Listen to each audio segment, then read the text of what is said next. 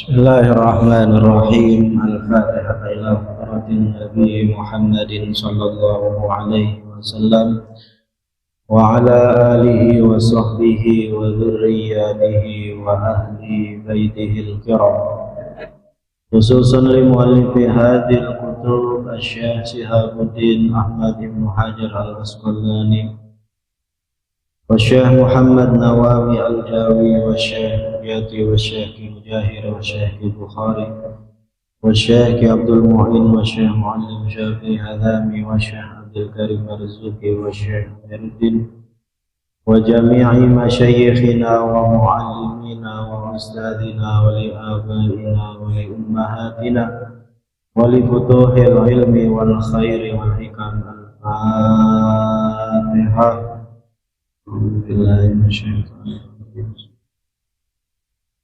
Alhamdulillahirabbil alamin. Iyyaka na'budu wa iyyaka nasta'in.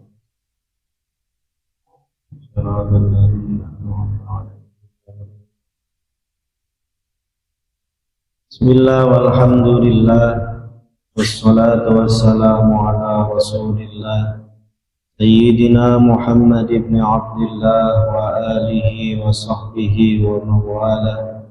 La hawla wa la quwwata illa billah.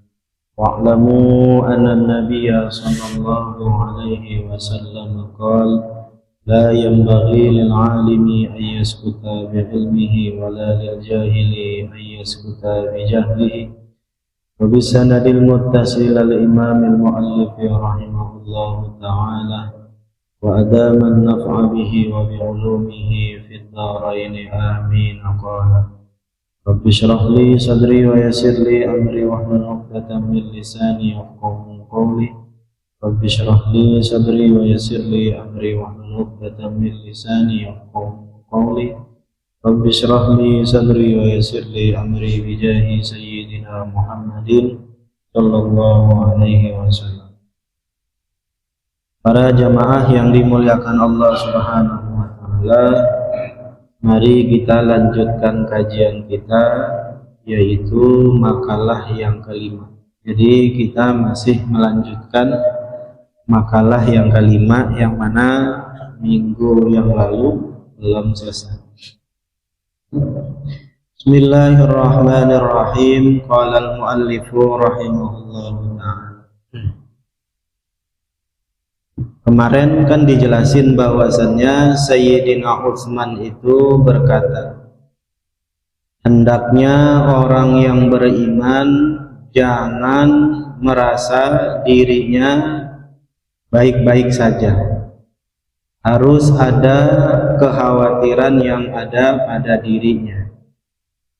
Di sini Sayyidina Utsman mengatakan ada 6 perkara yang harus dikhawatirkan dan ditakutkan oleh orang yang beriman.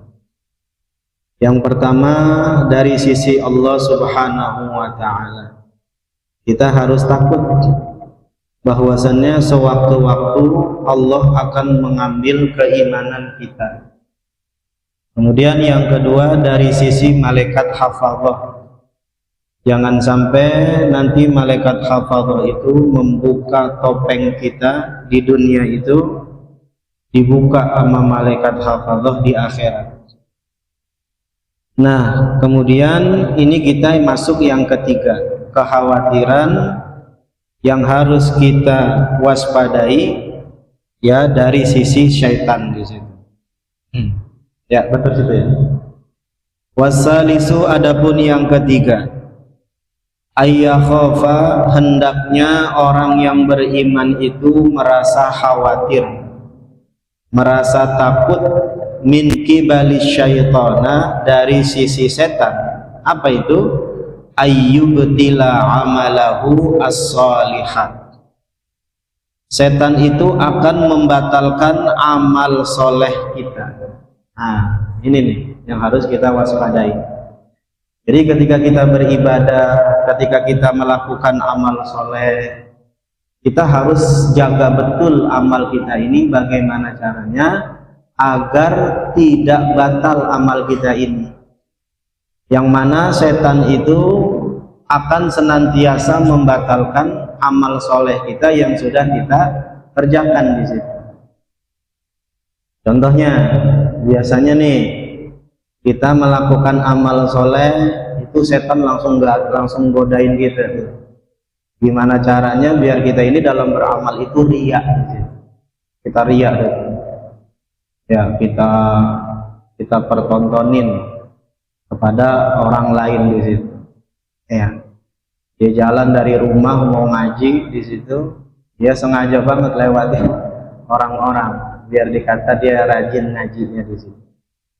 Nah, kalau seandainya kita ini ya melakukan itu karena pengen ria, itu maka amal kita itu bisa batal.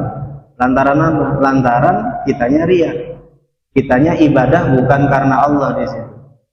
Karena karena biar dibilang orang soleh sama orang lain di situ, biar orang menganggap kita adalah orang baik di situ. Nah, itu hati-hati.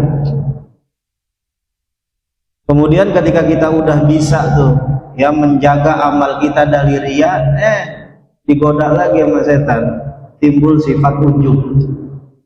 Ya, kita ngaji udah lewat gang-gang sempit gitu, udah nggak lewat di depan orang banyak, melakukan kebaikan sunnah apapun itu selalu sembunyi-sembunyi di situ. Cuman setan pinter, dia goda lagi dengan yang namanya ujub. Ya, apa itu ujub? Ujub itu bangga diri. Hebat gue ya, sholat jamaah setiap hari ya udah sebulan nih nggak jebol di situ. Alhamdulillah. Yang lain mah belum tentu bisa di situ. Ya, kayaknya nggak ada yang bisa gitu. Nah, itu ujub. Itu bisa batal juga kita punya amal soleh di situ. Kenapa? Karena kita bangga diri di situ. Merasa lebih hebat, merasa bahwasanya dialah yang menciptakan amal soleh itu. Dia tidak mengatakan ini adalah pertolongan dari Allah, ini adalah bantuan taufik dan hidayahnya Allah. Dia tidak sematkan ke situ, tapi dia sematkan ke dalam dirinya di situ. Ujub. Ya, batal lagi kita punya amal. Udah lama kita punya amal, udah kita simpen-simpen, suatu ya keucap juga di situ. Dia ngomong gitu, tuh orang tuh anak gitu, kalau bukan karena aneh yang nyekolahin gitu, kalau bukan aneh yang nyumbang, kalau bukan aneh tuh yang bayarin SPP dia, nggak mungkin jadi kayak gitu dia. Padahal udah lama banget, udah 10 tahun, diungkit-ungkit. Itu jadi batal juga di situ. Ya, wala tubtidu shadaqatikum bil manni wal adza. Jangan kau batalkan amal sedekahmu, pahala sedekahmu dengan sebab bil manni. Manni itu ngungkit-ngungkit. Ya. Ya. Lu mah kalau nggak ada gua lu nggak bakal hidup lu. Nafas lu di kantong gua nih katanya. Nggak boleh gitu. Ataupun wal adza, menyakiti, ngasih cuman ya mau lu minta mulu kerja kan masih muda. Ya, itu setan tuh. Makanya kita kudu waspada. Bagaimana caranya kita dalam ibadah itu ikhlas karena Allah? Biar apa? Biar pahala kita nggak batal di situ. Nah, setan paling jago di situ.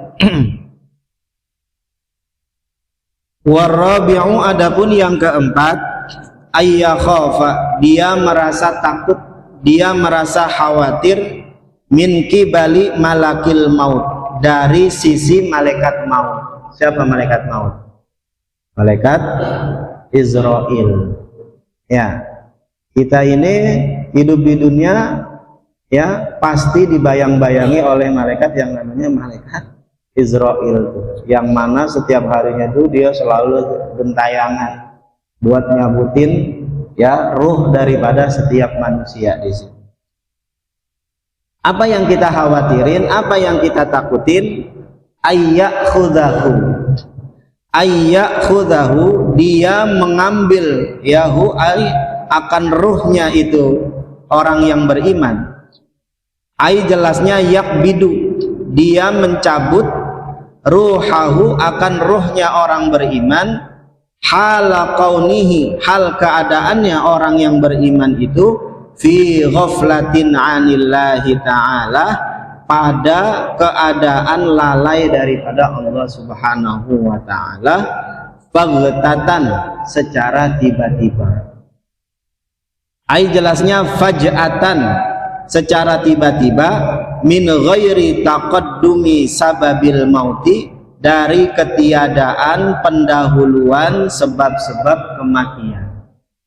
Idza jaa ajalukum la yastakhiruna sa'atan wa la yastaqdimun, likulli ummatin ajal. Setiap dari kita ini, setiap manusia itu punya ajal. Kalau seandainya ajal kita datang, ya tidak ada yang bisa minta diduluin, tidak ada juga yang bisa minta diakhirin. Kalau udah waktunya ya udah dicabut sama malaikat Israel. Nah, ini yang harus senantiasa ada dalam diri kita, bahwasannya ini adalah salah satu yang kita khawatirkan. Malaikat maut nyabut nyawa kita, kitanya lagi lalai dari Allah, kitanya lagi nggak ibadah sama Allah, kitanya lagi sibuk sama dunia, kitanya lagi maksiat, na'udzubillah min dzalik. Ya. Nah, itu yang harus kita khawatirin di situ. Makanya kita selalu doa sama Allah, ya Allah, jadikan saya adalah orang-orang yang senantiasa taat kepadamu dan tidak pernah lalai kepadamu atas segala nikmat dan karuniamu. Di situ selalu minta di situ. Kenapa? Karena khawatir, ya kan? Dalam kondisi tertentu, dalam keadaan kita lalai, di situ malaikat Israel nyabut nyawa kita. Nauzubillah min dzalik. Mudah-mudahan kita semuanya dicabut dalam keadaan ingat sama Allah, dalam keadaan ibadah sama Allah, dalam keadaan taat sama Allah di situ. Itu harus yang kita khawatirin di situ. Kenapa? Karena yang namanya kematian itu nggak pernah assalamualaikum lagi di situ. Iya, main langsung aja nih, kagak pakai mukaddimah lagi di situ. Nah, kita mah nggak takut mau mati kapan aja, nggak takut besok, sebulan lagi, setahun lagi, nggak jadi masalah. Yang penting ketika saya meninggal itu dalam keadaan saya ingat sama Allah, dalam keadaan saya ini ya beribadah sama Allah, itu yang terpenting. Mau matinya kapan nggak jadi masalah. Nah, itu maksudnya. Kita kudu khawatir di situ. Jangan merasa tenang-tenang aja, masih muda ini, ya kan, ono aja yang udah tua belum pada meninggal gitu. Ya, akhirnya dia lalai. Nah, akhirnya dia merasa bahwasannya masih muda dan yang lainnya, sehingga dia taswif, menunda-nunda daripada ibadah di situ. Wal khamisu, adapun yang kelima, ayyakhafa, dia itu merasa khawatir, dia merasa takut, dia merasa waspada, min kibalid dunya, dari sisi dunia. Ai jelasnya mata'iha, kesenangan-kesenangannya dunia, wazinatiha, dan gemerlap-gemerlapnya dunia. Ya, jadi kita sama dunia juga kudu kita khawatirin, kudu kita takutin, ya. Apa itu? Ayyaghtarra ayyatma'inna biha, dia merasa nyaman dengan dunia itu, dia merasa terpesona dengan dunia itu, dia merasa terlena dengan dunia itu, dan dia merasa betah di dunia. Padahal dunia itu Allah nyuruhnya adalah tempat untuk beramal di situ. Allah nyuruhnya dunia itu tempat untuk sebatas singgah saja, sebatas untuk mencari perbekalan yang banyak di situ, bukan untuk menikmati atau tinggal di situ. Itu mengapa ulama mengatakan dunia itu sengaja dibuat oleh Allah sesuatu yang enggak nyaman, kualitasnya rendah, dan dia semakin dinikmati semakin hilang kenikmatannya. Emang sengaja. Biar apa? Biar manusia itu nggak betah di dunia. Kita malah betah di situ. Kata Allah kan, kamu di dunia itu cari bekal, banyakin ibadah. Agar apa? Agar nanti semua ibadah kamu itu menjadi perbekalan kalian menghadapi akhirat di situ. Jangan malah kita mencintai dunia.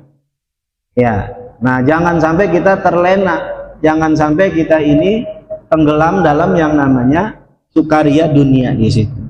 Jadi kudu paham, kita diciptakan oleh Allah di dunia ini adalah untuk beribadah. Nah, ibadah itulah yang menjadi nanti bekal kita di akhirat di situ. Jangan merasa justru kita betah di dunia, nggak mau pulang ke akhirat, nggak mau pulang ke dunia, nggak mau pulang ke surga. Kan kita ini semua makhluk surga, ya kan? Ya, kampung kita surga. Nabi Adam itu tempatnya di mana kampungnya? Di surga. Karena dia melakukan kesalahan, disuruh menebus kesalahannya di dunia.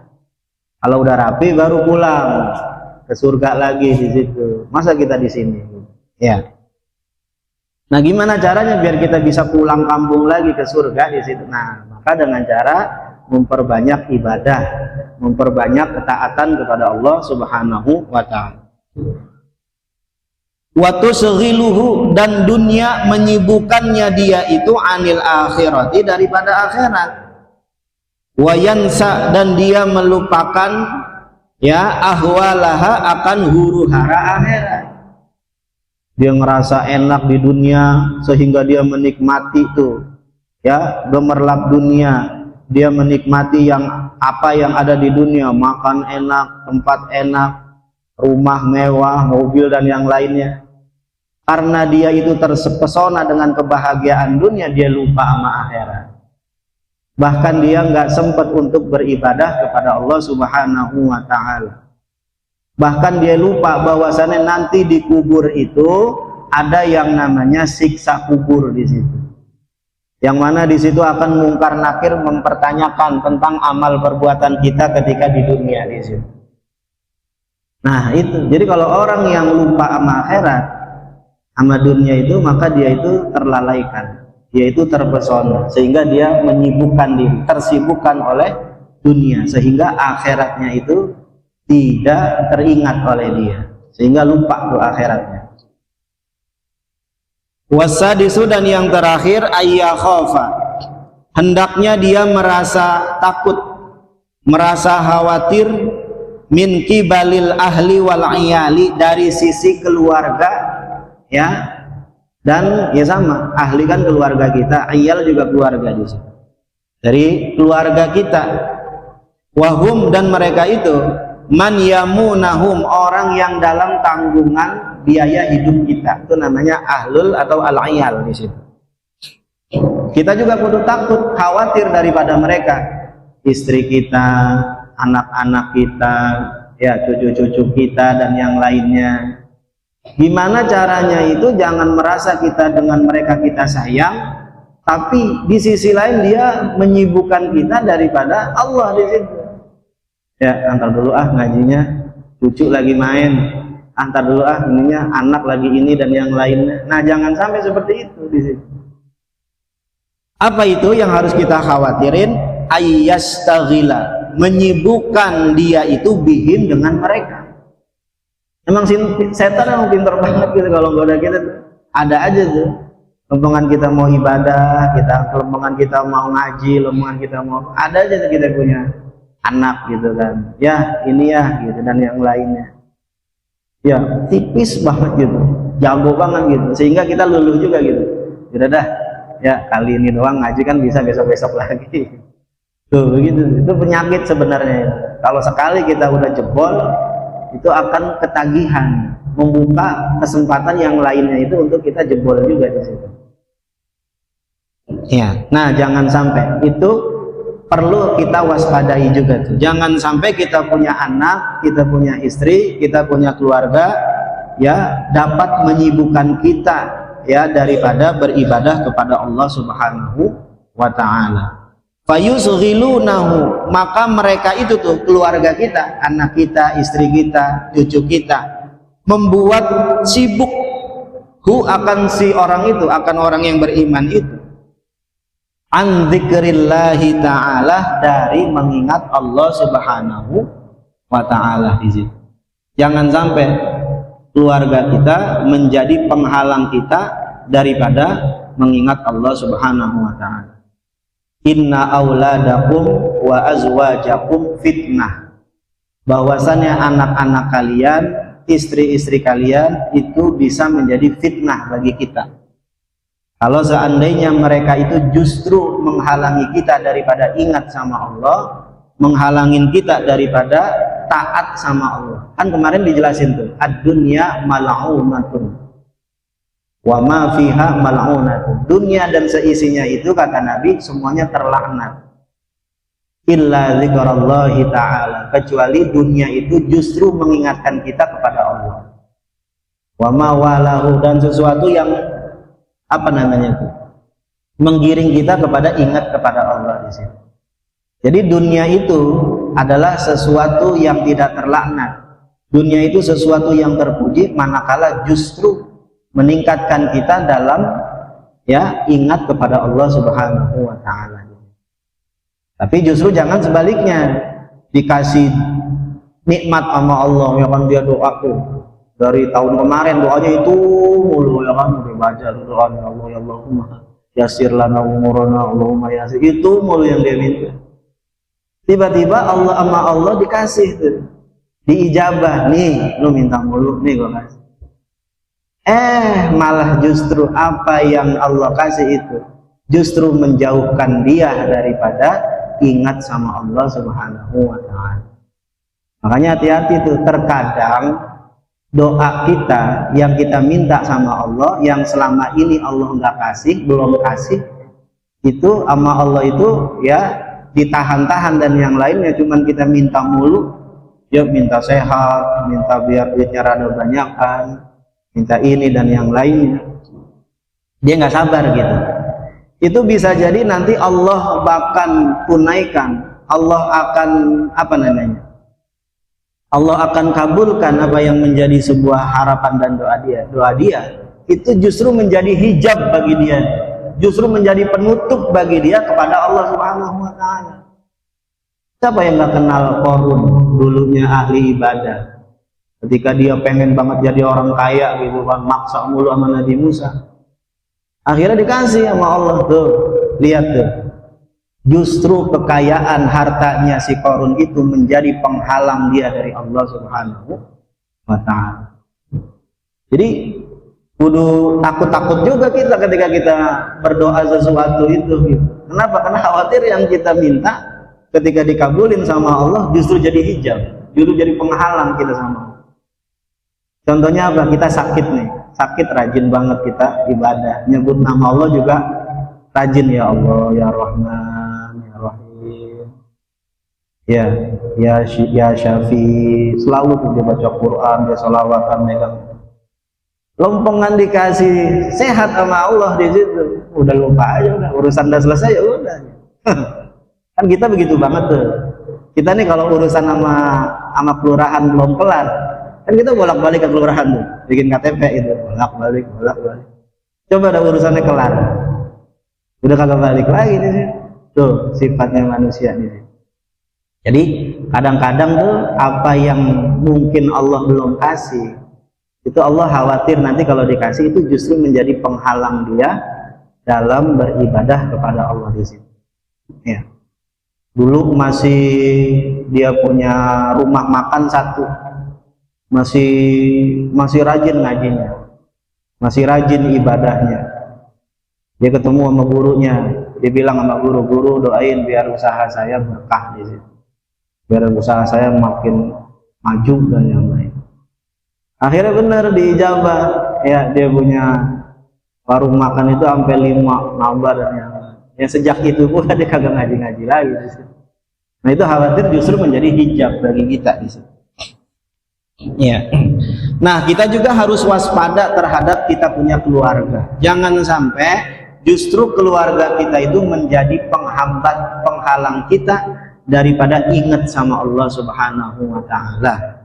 Ya, wa an ta'atihi, dan daripada ketaatan kita sama Allah Subhanahu wa ta'ala.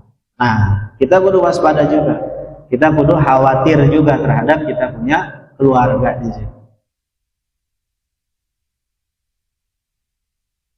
Habis dah tuh makalah yang kelima. Kita masuk ke makalah yang keenam. Wal maqalatu sadisatu. Adapun makalah yang keenam.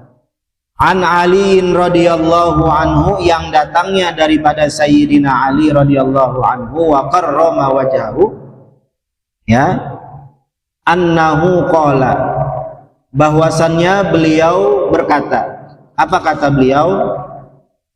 Man jama'a, barang siapa yang menghimpun, barang siapa yang mengoleksi, mengumpulkan sittata khisalin, akan 6 perkara, akan 6 sesuatu, lam yada ay lam yatruk, maka tidaklah dia itu meninggalkan, lil jannati, bagi surganya, matlaban, sebagai tempat tujuannya, sebagai tempat pencariannya, wala anin nari, dan tidak pula tidak meninggalkan anin nari, daripada api neraka, mahroban, adalah tempat yang paling dia takutin, tempat yang paling dia kudu hindarin.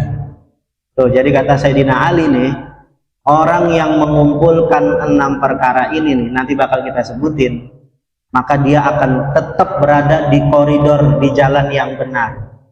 Dia pada jalan yang benar-benar benar, di mana dia itu akan menuju surga sebagai tujuan akhirnya, dan dia menjauhkan diri daripada neraka ya sebagai tujuan akhirnya. Itu di situ. 6 perkara harus dia kumpulin dalam dirinya. Apa itu yang pertama? Ai jelasnya hadhihi sittatu, 6 perkara ini nih, perkara itu adalah gembok-gemboknya daripada api neraka. Jadi kunci surga kita pegang, gembok dari neraka kita pegang. Ya, apa aja itu? Awaluha, yang pertama dari 6 perkara itu, arafallahu ta'ala, arafallaha ta'ala, dia mengenal Allah subhanahu wa ta'ala, bi'annahu, dengan bahwasannya itu Allah, khaliquhu, adalah penciptanya, warazikuhu, dan Allah lah sebagai yang memberikan rizkinya kepada dia, dan Allah lah sebaik-baiknya sang pemberi rizki baginya. Dia tahu betul tuh kalau Allah itu yang ngasih rizki, makanya dia itu nggak pusing. Rizki yang megang Allah, jabatan yang megang Allah, jodoh yang megang Allah, semua-muanya yang megang Allah. Ngapain kudu pusing? Orang yang megang Allah, yang punya Allah, ya udah. Maka saya itu merasa cukup tenang di situ. Tinggal ibadah aja, baikin sama Allah di situ. Ya, kan semuanya punya Allah bukan? Yang punya Allah. Kalau yang punya Allah ya aman, pasti nggak bakal yang namanya nggak adil di situ, kecuali yang punya itu bukan Allah gitu. Satu geng, kita nggak dapat pasti dah gitu. Tapi kalau Allah yang maha adil, yang megang itu semua, insya Allah semuanya dapat. Dia tahu betul kalau bahwasannya Allah itu sang pemberi rizki gitu, ya. Makanya dia nggak pusing, dia nggak apa namanya, tidak pusing, tidak gerasak kerusuk hatinya, tidak nggak stres di situ. Kenapa? Karena semuanya yang punya Allah. Bahkan Allah mengatakan, ya dunya ukhdum man khodaman, wahai dunia, layanilah orang yang ngelayanin aku, kata Allah. Berarti kita pengen dilayanin sama Allah nggak? Pengen nggak dilayanin sama Allah? Kalau pengen, layanin Allah dulu. Kalau kita udah ngelayanin Allah, Allah akan ngelayanin kita. Karena dunia punya Allah, tenang aja. Wa muhyihi, dan Allah juga yang menghidupkan dia. Wa mumituhu, dan Allah juga yang mematikan dia. Nah, ketika dia kenal betul siapa Allah, fa'ata'ahu, maka dia taat sama Allah.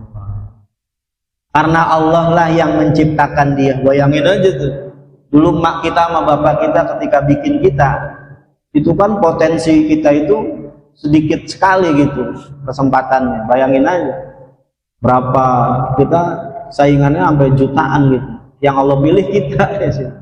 Lu aja dah yang lahir dah, teman-teman lu biarin, nggak usah, lu itu bayangin, kita yang dipilih sama Allah.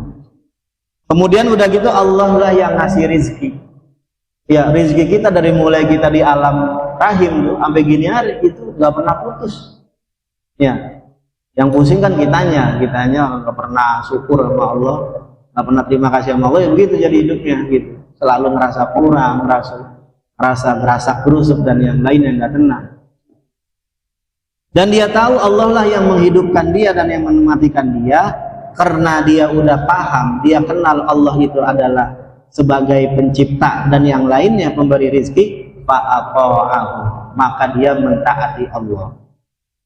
Ai jelasnya fawafaqahu, maka dia menyesuaikan ya apa yang menjadi keinginan Allah fi awamirihi, pada segala perintah-perintahnya. Apa yang diperintahin Allah dia taatin, dia manutin. Kenapa? Karena dia kenal betul Allah. Allah itu adalah penciptanya, Allah itulah yang memberikan, yang menanggung rizkinya, Allah lah yang menghidupkannya, Allah juga yang mematikannya. Maka saya kudu nurut. Biar apa? Biar saya ini diperlakukan baik oleh Allah di sini. Itu yang pertama. Yang kedua, wa'arafa syaitona, dia kenal betul sama setan. Siapa itu setan? Bi annahu, dengan bahwasannya itu setan aduwahu, dialah yang menjadi musuhnya dia. Dia kenal betul. Setanlah yang udah menggelincirkan kita punya kakek moyang. Setan juga yang telah mengikrarkan di hadapan Allah bahwasanya dia akan menggelincirkan kita semuanya. Kita tahu betul tuh. Ya, inna syaitana kanu ya aduwwum mubin, dan aduwwum mubin di sini. Fa'asahu ay khalafa amrahu, maka seyogianya dia itu harus menyalahi perintahnya. Kenapa? Karena setan itu adalah musuh kita. Kalau kita tahu setan adalah musuh kita, ya jauhin. Jangan justru malah diburu-buru, pemburu hantu, dicari-cari gitu.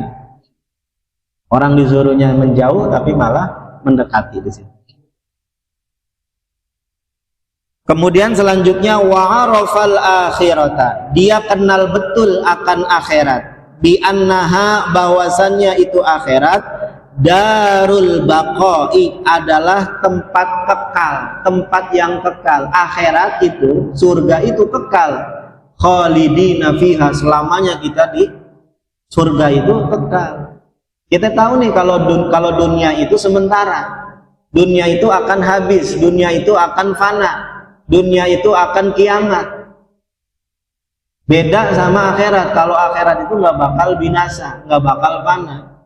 Ya, yang asli sama yang KW, kita pilih yang mana? Yang asli. Walal akhiratu khairu wa abqa. Pastilah negeri akhirat itu lebih baik dan lebih kekal. Nah, kalau orang cerdas, pasti dia akan memilih akhirat.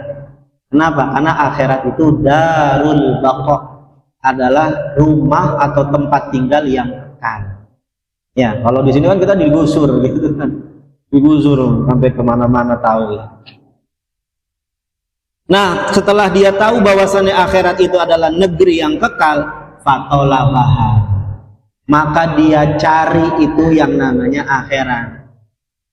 Orang cerdas pasti yang dia dahulukan dalam hidup di dunia ini adalah perkara-perkara akhirat, perkara-perkara yang menghantarkan dia akan tinggal di akhirat. Kenapa? Karena di akhirat itu sifatnya kekal, dunia sementara. Biarin dah, gua sabarin dah, walaupun saya ngantuk, walaupun saya lagi nggak punya duit, meskipun lagi pikiran lagi kemana-mana, tetap sembayang sama Allah. Kenapa? Karena dengan sembayang ini nanti puyengnya saya, stresnya saya itu nggak berlaku nanti di surga. Biarin ya, ada tukang sate lewat, saya nggak bisa beli karena nggak punya duit, orang ada duit gitu kan, ntar aja makan satenya di surga. Biarin dah, gua nggak punya mobil gitu kan, mobil di dunia mahal, apalagi pajaknya, STNK-nya, begitu nggak punya parkir gitu, garasi dan yang lainnya gitu, ntar aja dah di surga mah enak, gratis gitu. Tuh, dia akan selalu seperti itu. Jadi dia bela-belain hidup di dunia ini untuk beramal akhirat. Kenapa? Karena akhirat itu adalah darul baqa, tempat yang kekal. Apa? Fatolabaha, maka dia mencari itu akhirat bisti'dadiz zadi, dengan mempersiapkan perbekalan laha bagi itu akhirat. Ya, akhirnya dia itu di dunia itu hanya fokus untuk mempersiapkan perbekalan. Apa itu perbekalan? Wa khairuz zadi at-taqwa, kata Allah. Sebaik-baiknya bekal adalah ketakwaan kita sama Allah. Maksudnya apa? Ibadah, amal soleh itu. Ya. Nah nanti tuh duit kita itu ya itu amal soleh kita yang nanti buat bayar di sono. Makanya inna auliya Allahi la khaufun alaihim wa lahum yahzanun. Bahwasannya kekasih-kekasih Allah itu tidak takut dan tidak bersedih. Kenapa? Karena amalnya udah banyak. Kalau amalnya banyak ke sono, dia apa aja juga. Iya, enteng di situ, nggak pusing. Wa arafat dunia, dan dia mengenal dunia, bi annaha, bahwasannya dunia itu faniyatun, adalah tempat yang fana, tempat yang bakal binasa. Sebagus apapun kita punya rumah, sebagus apapun, semewah apapun kita punya barang, punya mobil, punya duit, punya lain jabatan dan yang lainnya, semuanya bakal kita tinggalin. Kalau nggak kitanya yang mati, ononya tuh dunianya yang pada hilang. Nah, kita tahu bahwasannya dunia itu adalah ya faniyatun, sifatnya fana, sifatnya itu ya akan binasa. Wa annaha, dan bahwasannya itu dunia darul mamari, adalah tempat hanya numpang lewat doang, tempat cuman lewat doang, mampir doang. Farofadoha, maka aitarokaha, maka dia meninggalkan itu yang namanya dunia. Walam ya'khudh, dan dia tidak mengambil minha, daripada dunia itu, illa biqadri zadihi, kecuali dengan kadar bekalnya dia saja, lil akhirati, bagi akhirat. Jadi cukup buat makan, cukup buat tidur, punya rumah ya, punya kendaraan, punya beras dan yang udah cukup. Sisanya akhirat yang dia cari di situ. Asal udah cukup dunianya udah. Ya, dia nggak mau tuh ya nambah-nambah lagi, karena bikin dia berat nantinya di padang mahsyar di situ. Kemudian selanjutnya wa arafal haqqo ay as-shawaba, dia mengetahui akan kebenaran, ay as-shawaba minal haq minal ahkami, hal-hal yang benar daripada hukum-hukum, fattaba'ahu wa amilahu, maka dia ikuti itu kebenaran, wa amilahu, dan dia amalkan itu kebenaran. Yang terakhir wa arafal batila, dan dia mengetahui akan kebatilan itu. Apa itu kebatilan? Ay ghairas sahihi, sesuatu yang tidak benar, sesuatu yang melawan ya hukum Allah. Fajtanabahu, maka dia menjauhi akan kebatilan itu. Walam ya'malhu, dan dia tidak mengamalkan akan itu kebatilan. Nah, itulah 6 perkara, kata Sayyidina Ali, kalau seandainya ada pada diri kita, insya Allah kunci surga kita pegang, insya Allah gembok neraka kita pegang. Nanti ketika kita nanti di akhirat, yang kita buka adalah surga kita, yang kita tutup adalah neraka kita. Nanti nama kita, tempat kita di surga tuh udah disiapin nama Allah. Neraka kita tuh yang ada rumah kita, istana kita di neraka, ada nama kita juga. Itu sama Allah dikasih ke orang lain yang masuk ke neraka, yang nama kita dihapus di sana. Yang di neraka ya, yang tetangga kita masuk neraka gitu, nanti diserahin buat kita di situ. Ya, jadi dijebol, jadi digabung rumahnya panjang nih. Wal maqalatu sabi'atu wallahu a'lam bishawab.